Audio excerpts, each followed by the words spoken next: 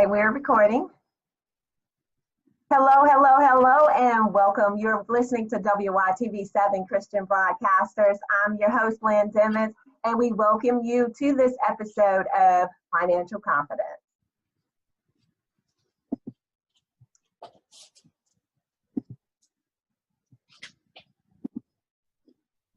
Hello, hello, hello, and welcome to WYTV7 Christian Broadcasters. I'm your host, Lynn Dimmons, and you're listening to Financial Confidence. We thank you so much for joining us for the show today. We are so super excited to have a guest with us in the broadcasting room today.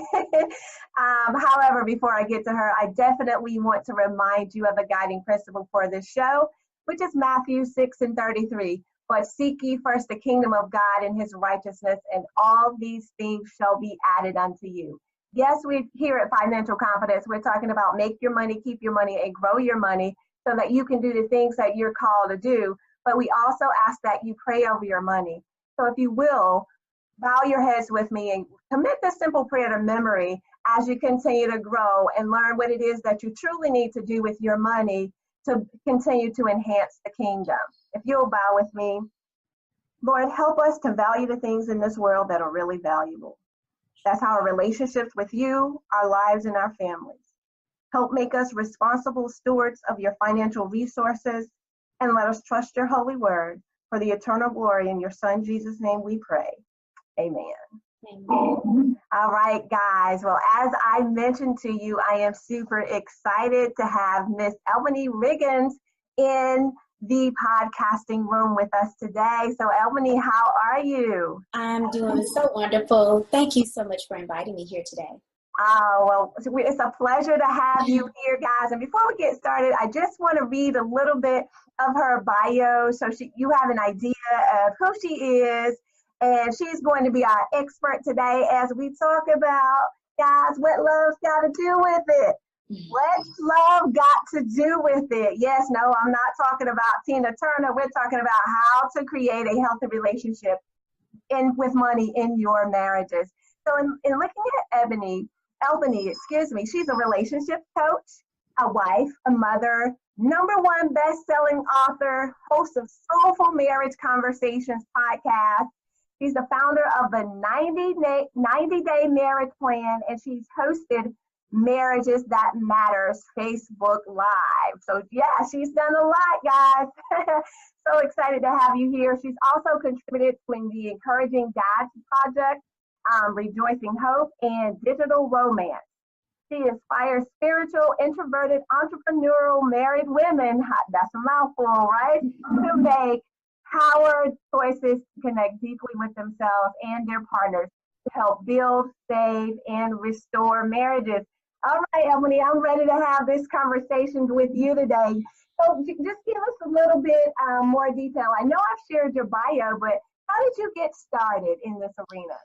Well, the way I got started in this arena was when I was very young, at the age of 5. You know, my mother and my father separated when I was that age. And then moving forward, I always wanted to have a relationship with my father. And one of the biggest things that I noticed that I had was I always had this yearning desire for family. And as I began to get older, I felt like, why are people separating? Why are relationships broken? Why are families separated? Because I was a victim of that as well.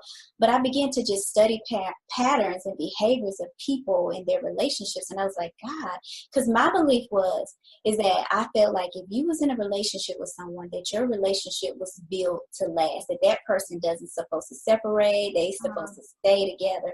So I just formed that belief early on that you are bonded together forever, to death do you part. Right. And I began to just mimic, follow the people that were in my lives, my relatives, my uncles, my aunts, my grandparents. And I just looked at their relationships and I saw how they stayed together and they made marriage work. And one of the biggest things that was the driver for that was my grandmother, because of the way she carried herself in her home, the way she handled her children, the things that I saw her do, but I did not ever see conflict in the home with them two. I didn't see conflict in the home with my grandparents, my other grandparents on my mother's side. And so the thing about it is that I was like, this is the way it's supposed to be. I saw her as a very honorable woman, and I began to mimic that. I began to mimic even my aunts. You know, she was a working mom, so she went to work, she came home, took care of her family, fixed dinner and things of that nature. So I just began to pick up the pieces. And then I got older, I desired my own family. And through my own personal experience of just doing research and studying and observing other people, I began to create my own ideals and identity about what the family dynamic's supposed to look like. And by the time I was in high school, I started helping other individuals, which started with men that were in prison. And they would call me because they were having challenges about the relationship, of course, that they had with themselves while they were in prison. And I began to just share advice. And then it went from, you know, just having those conversations to ministry in the prison. I would work through a church ministry, and I would go out and just have group meetings with women, just helping them develop their relationships. So it just went on and on from there. And as I got older, I got married, and I began to experience my own personal challenges with relationships. And I took those things and I just put it all together, and I figured out what really works for me, how I was able to save my marriage, how I was able to change some of the trajectories that we were experiencing. And it just really worked for me. And from there, it's been uphill from there. I just have a powerful, deep compassion for marriages. I believe that I want to see people stay together and make it work. And be happy. Absolutely. Happiness is key. Yes. You know, you are fortunate to have had, you know, you mentioned your grandmother, you mentioned your aunties, you know, you were fortunate to have those other individuals, those other relationships in your family, because not everyone has that. Yes. So from having that and developing this, so now what do you do today to help people in their relationships? What I do is I do one-to-one conversations. I do group meetings. I facilitate groups. I also work within the church ministry where we actually invite people to our homes. And then also I do workshops. I do special projects as far as I'm working on a project right now. It's called the Red Rose Project, and it's to help congregate women together to help build, save, and restore their marriages. So that's what I'm all about. But wherever I can fit in, that's what I'll do. I work within ministries. I will go one-to-one. I will do group things. So that's how I actually work with people. Awesome. I love that. Build, save, restore. Yes. Yes, that speaks volumes. So, because you're dealing with America's #1 financial rebound coach, we want to talk about some of those financial conditions. So there are 3 conditions that individuals have towards money that create conflict in marriages. Do you care to share more about what those 3 conflicts are and how people should address those? Definitely. So when we look at money, we have to go back to the root. We have to go back to the root of where we came from, what we experienced as a child, all the way up to our adulthood. And these are where some of those conditions start. And if we don't go back to the root of those things and deal with those and become familiar with where we came from, we won't really be able to understand how we think, believe, and feel about money. And so you got to look at it. You have 2 individual partners, 2 different people in a relationship with 2 different types of conditions, right? Yeah. So, and you may not even be aware of, oh my God, this is happening, but this is why you need to be enlightened about how you see, feel, think, and all of these things about money, because it really does affect your relationship. So one of the first things I would say is the positives and the negative aspects that you have of an understanding about money. So what is that? What the positive or the negative aspect is, let's go back to when you were a child. Mm-hmm. How did you experience money in your household? Did you see money as being an issue where you and your parents were always arguing, fussing, fighting? Did you see it as a stressor where money was hard to come by? That's what you heard. Did you experience where there was an abundance of money? Did you experience where money was easily given and it was, charitable? Did you see where you always felt like you had wonderful experiences as a child when it came to money. So those are some of the positive and the negative aspects. And that is a condition that you have as a child all the way up to adulthood. Now, somewhere in there, it may have changed when you became an adult, but you have to look at the big picture. What are your aspects and understanding of money? Mm-hmm. The second one is, what does money really represent to you? Because what we fail to realize is how money is represented to you is truly how you will show up with spending your money. Okay. So let's talk about these. It's 4 of them. One of them is status. Money is like status. So what does status look like? Status is going to be the things that you have, materialistic things, your brand names, the vehicle that you drive, the clothes you wear, what house you live in, things to that nature, okay? And the next one is security. Security, if money represents security, what are you going to do? You're going to look for saving. And also you're going to look for that job that pays you well. You're going to be looking for things to that nature. So another one is power. What is power when it comes to money? A representation of power is control. You will utilize your money to control people and things and opportunities for yourself. So we have the final one is love. If money represents love, you will see people operating where they are charitable, they're giving, they're allowing their family to experience abundance of maybe where they give them great experiences, but they also show love through service in providing opportunity for other people. So you will see that. And if you really, really, really, truly want to know how you can find these things, I'm going to show you how you can do it. But those are some of the conditions that people have when it comes to money. Those 4 things right there are some things that you really, really need to look at. But also, we're going to talk about the relationship that you have with money. So when we talk about the relationship that you have to money, what is your behavior with your money? So we talked about the status and all that, right. Those things, the status, the love and all that. But then there also is the relationship you have to money. So some people can have a relationship where they have this skepticism of it's not enough, it go back to the conditions, right? It's not enough, or I don't have what I want, and I'm spending because I'm trying to get, because that may be a pattern from the past where I didn't have enough as a child. I didn't receive enough, so I want to collect all these things. So you see me spending my money more than saving my money, okay? So where do we find out? I want to move forward to, after you have discovered the conditions, where do you go to find out what you treasure, what is money represented to you, and then what is your behavior with the money? So I say your treasure is in your bank account. Your treasure is in your bank account. If you go back to looking at your activities and your expenditures, you will really be able to find out what money represents to you.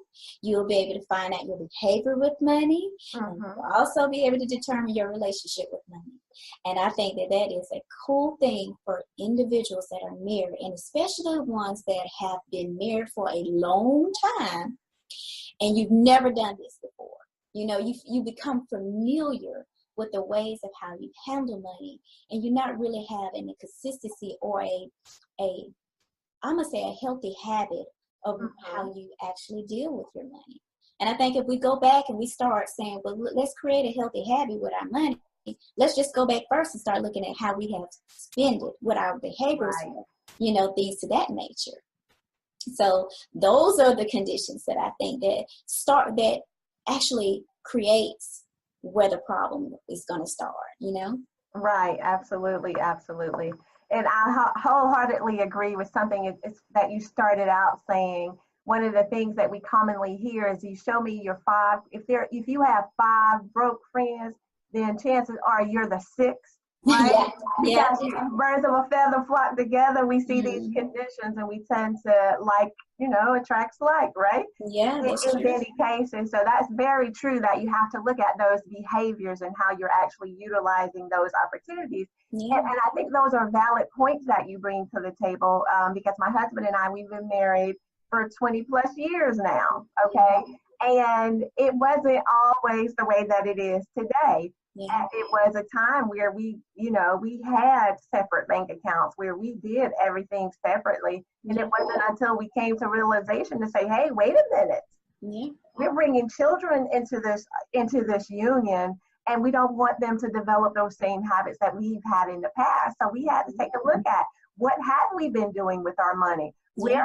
Where were those things that were of interest to us? What were our financial priorities at that time? Because now they must change. Exactly. So absolutely, I agree wholeheartedly with those conditions. You have to know where you are before you can decide that you're going to go somewhere, right?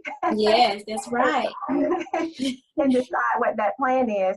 So, how do individuals determine what they treasure, what money represents to them, and their relationship with money? So how would they go about doing this? Is this something you recommend? You would say you do a 30-day challenge and track your expenses, or would you say do something completely different?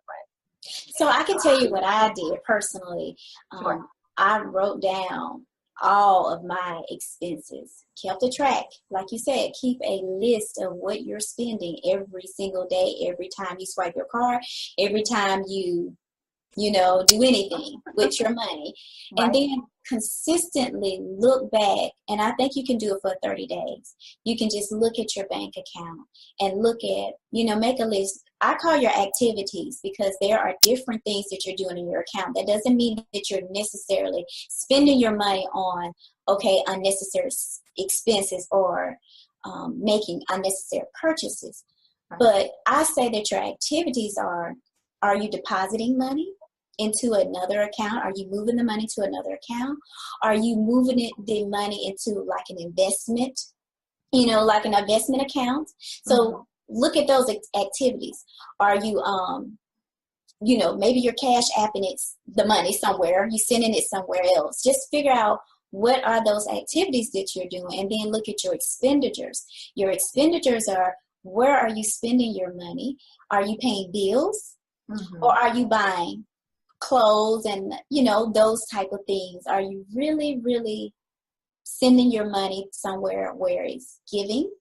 You will find out that in your expenditures. Are you giving it to the church? Are you paying your tithes? Or are you giving it to a charitable organization? What are you spending your money? So when you begin to look at all of these things, you're listing out every day. Oh, I go to, let's see, what's the Starbucks every day.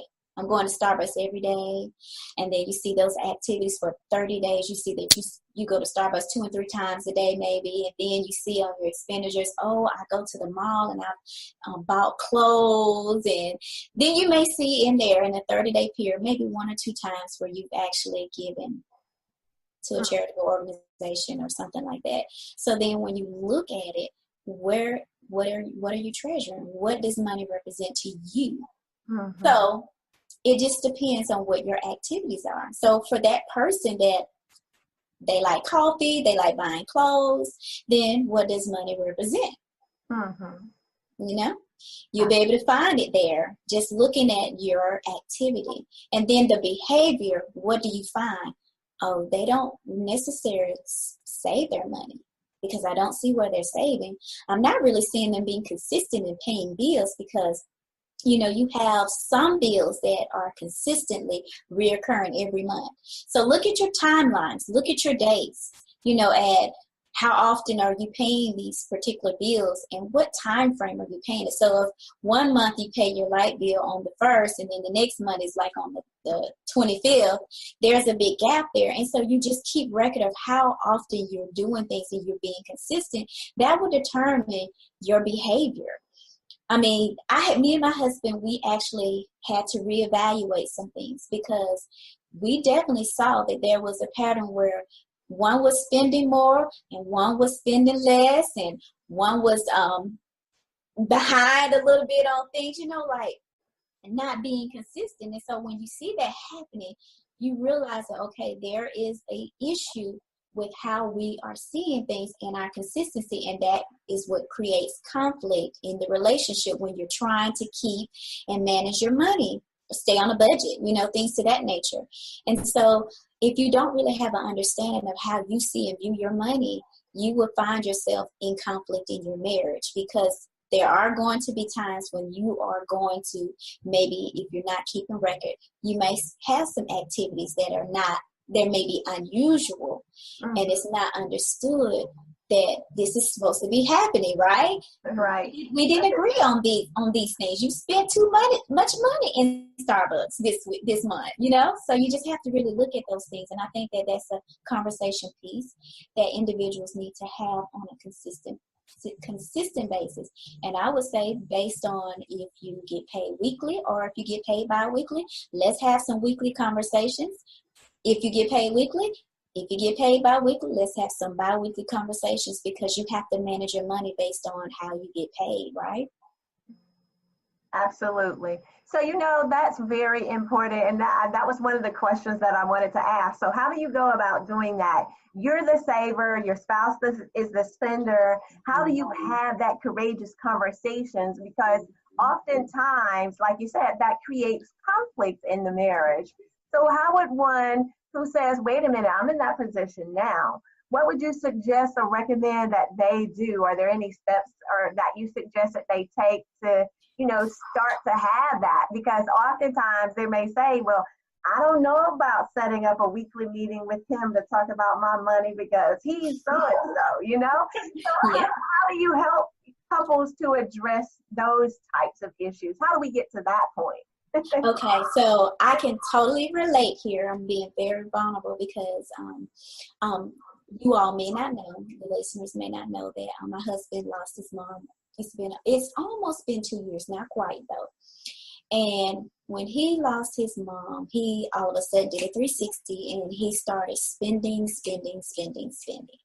So it was like every day, new packages coming in the door. And he's still doing it today. So we had to have a reevaluation, and we had the money talk. We had to have a conversation about, look, we have to get a hold of, saving. And then also not spending out on unnecessary things, because it was like, hey, I want to buy this. And I was like, hold up, wait a minute, And so we had to just really go back and look at some of the ways that we, the ideas that we had from the beginning, what we wanted to do. First of all, is creating a budget. So how can we effectively do these things? So I want to, before I do that, is it okay if I tell you the 5 factors that create problems? Absolutely. Okay. Yes. Yeah. So then I'll tell you the do's and the don'ts to create and overcome that. Okay. So one of the ways that we can really have money conversations, of course, is that we need to be able to do a few steps. And I think number one is creating a budget. Willingness to participate, of course, and then, really going back and pulling your bank accounts. Okay, so I think you're going to need your bank accounts when you sit down. You're going to need to be able to be ready to budget, and you're going to be willing, and you both need to be willing to sit down and have a conversation together. It's not going to work by you letting your partner do it on their own. Both of you need to be willing and committed to do the work. But some of the times we have issues when we're trying to do this. Money is a hard conversation. And some of the things that people end up doing is they have a lack of effective communication. That's one of the contributing factors to money problems, is there's not enough effective communication. You may think that you're communicating, but you're not communicating about the right things. There are things that you need to take into consideration, and there are ways that you need to present problems when it comes to money. The second thing is not fighting fair. We're going to have these conversations, and sometimes we're going to disagree. We're going to fight about it, but we need to fight fair. We don't need to do the blaming game. We don't need to demise one another. We need to really just say, okay, you know what? I get it. We're not perfect, right? So take a look at your weaknesses and your strengths. Each one of the partners in the relationship, one has a weakness, one has a strength. You combine them two, and you complement each other with your issues. So if your partner has a spending issue, and the other partner is a more disciplined person, you take that strength and you utilize that strength. And this is something I have to tell my husband. Utilize the person that has the weakness. Take your strength and help support that issue by using your strength. And that way you can mold it together and make it work, right? Right. Another issue is not being consistent and not being disciplined. So you have, we want to create these budgets, we want to save, we want to plan this future, but no one wants to be consistent and disciplined in the issue. What do? I thought you was handling that, right?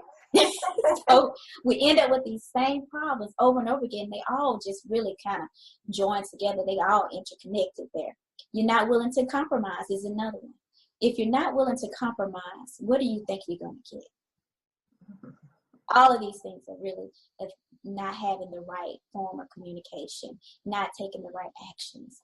Then you're not willing to plan, to take the time to plan successfully, right? Plan, discuss, and manage the finances. That's that conversation of, okay, I got the bank book, I got our expenditures, what we have. I got the budget ready to be set. I need you to come on and let's do this together. But they're not willing to make the necessary changes to do it. One wants to hold the other accountable. One doesn't want to play the part. One of them wants to bring what they want to bring to the table. I had a client that I was having a money conversation with.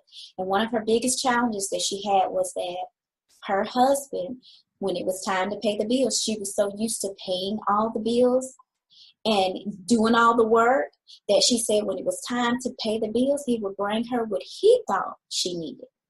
And I said, now, where did he get that idea that it was okay if the house note is $500 and he only brings you $3? I said, where did he get the idea that that was enough when he has been shown, how much this bill is? She said she didn't understand. She said she would show him the budget, what it was that they had to pay and how much it was, but he would still bring her only what he thought was necessary. So you have to look at why in his mind did he feel that way? Was he so driven to say, this is all we need?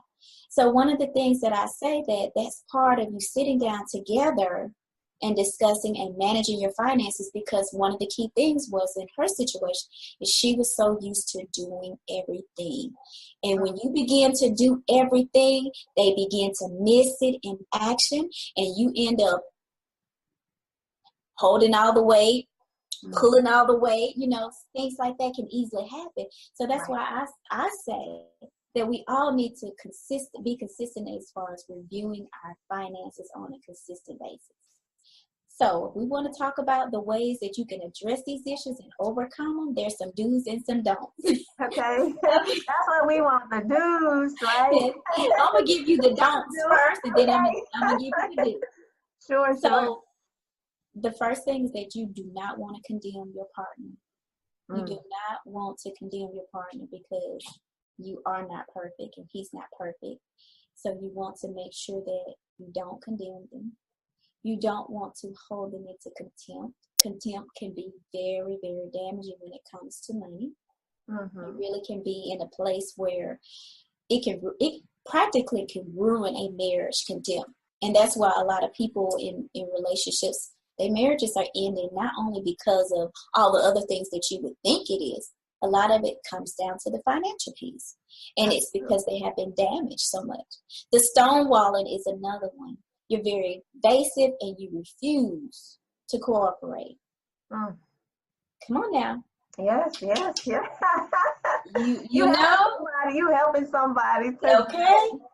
I mean, the next one is to be defensive. You got to lay down your walls. Do not be defensive when it comes to a relationship, because how many people, and I have experienced this myself, and I've been guilty of this, that when it comes to that money conversation, it's tough at the moment. You get quickly to be on the defensive. Of course. Because it's a hurtful conversation, because money is not just about money. Money is about a deeper thing, about a relationship. That's why I said go back to those conditions.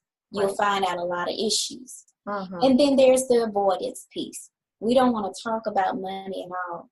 We just rather not even address the issues. We rather just avoid it. And guess what happens? Everything messes up when we do those things. Yeah. You get behind on your bills. You get in debt. You got one partner that's just pulling all the weight and they're stressed out, and then nothing's working, right? Right. So the do's of those things is that you got to create positive form communication patterns. Form a positive form of communication. And some of those things that it looks like is that you could ask for 5-minute couch time. I like to say the 5-minute couch time because whether you think 5 minutes is long enough, 5 minutes can change your life. Right. Because when you're not used to having those conversations and you start saying, I'm giving me and my partner 5 minutes on the couch to discuss the top of mind issue, you can get a lot accomplished from a day-to-day things, because what do we normally do? We argue about things that we haven't yet taken care of. So if you start saying, you know what, on a daily basis, we're going to have 5-minute conversations where we just talk about what is the most important thing that we need to discuss about money. That can be one of those things. What is it that we need to take care of? What is the one thing that's challenging us about our money, right? Honey, I think you spend too much. I think you spend way too much, or our light bill is too high. Can we come up with a plan to eliminate some of these costs? 5 minutes. The next one is showing each other appreciation. I think that a way to have a healthy relationship with your partner when it comes to money is showing some appreciation for what they are giving, for what you both are giving in the relationship. Because you better believe or not, I don't believe no one truly wants to be in a debt situation. I think it's all about mindset. Absolutely. I think that if you don't work on those conditions and you don't get familiar and get down deep to the root, you'll be stuck and you won't know how to come out of the things that you're experiencing as far as the debt and all that.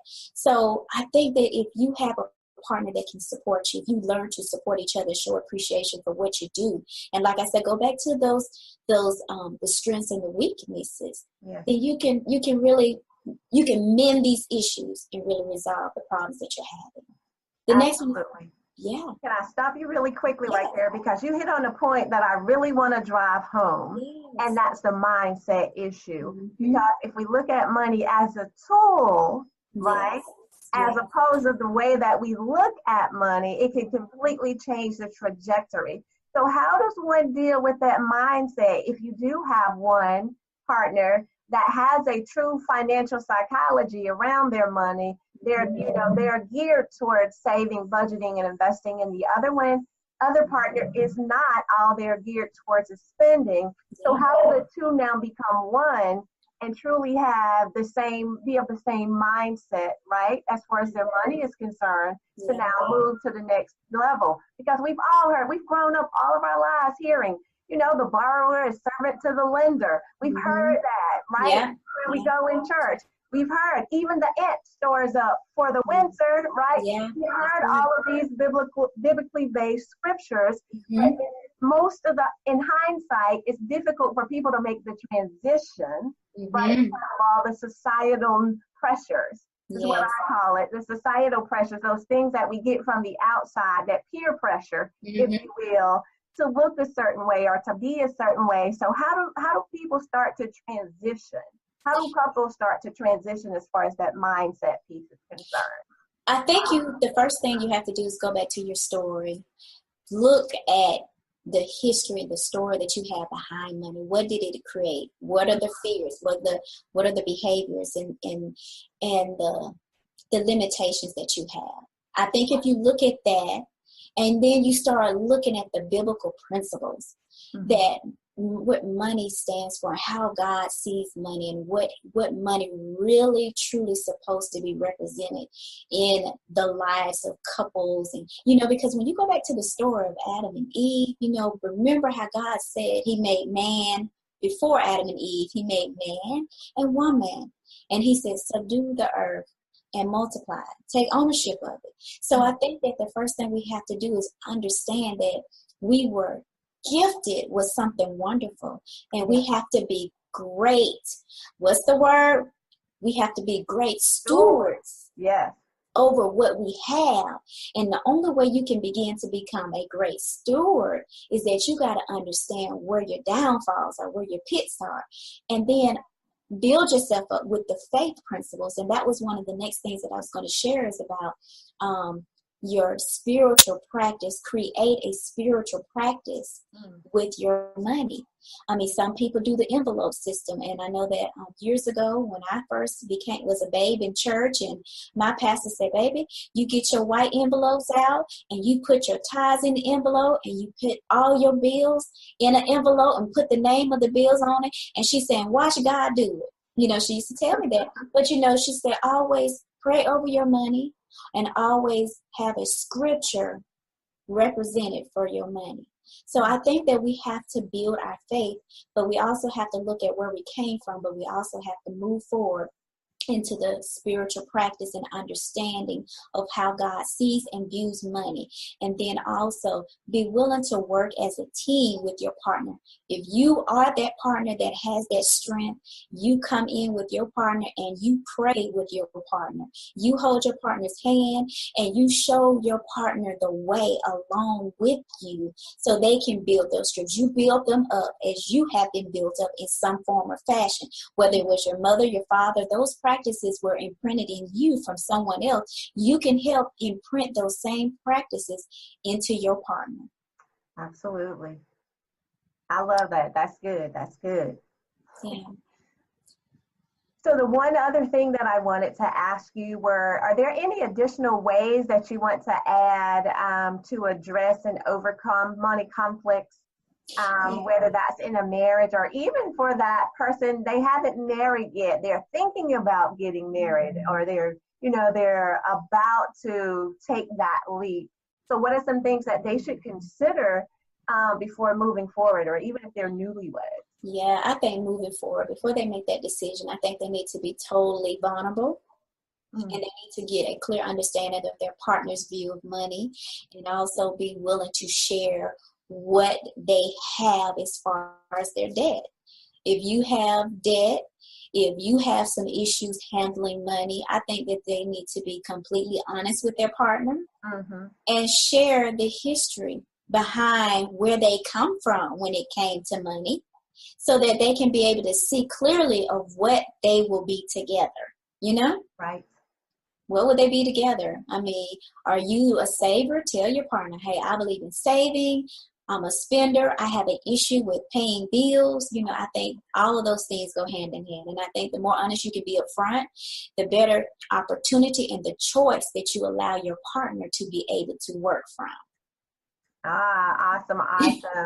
Well, Ebony, we appreciate you so much for joining us here at Financial Confidence. Can you tell us where to find you? Are you on social media? How can people connect with you if they would like to have additional conversations with you? Sure. They can go to my website at albanyriggins.com.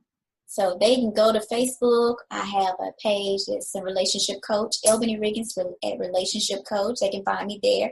They can find me on Instagram. So those are the two places. Facebook and Instagram are my favorite little social media channels. But if you would like to connect with me to have a conversation, you can go to bit.ly/reclaim your marriage.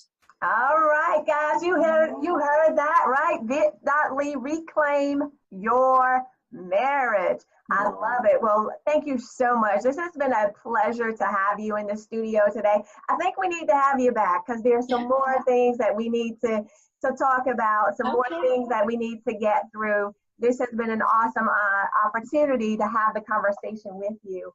I enjoyed it too. Yes. Thank you. Guys, go over and find her on Facebook and Instagram and follow her. Also check out her website, albanyriggins.com.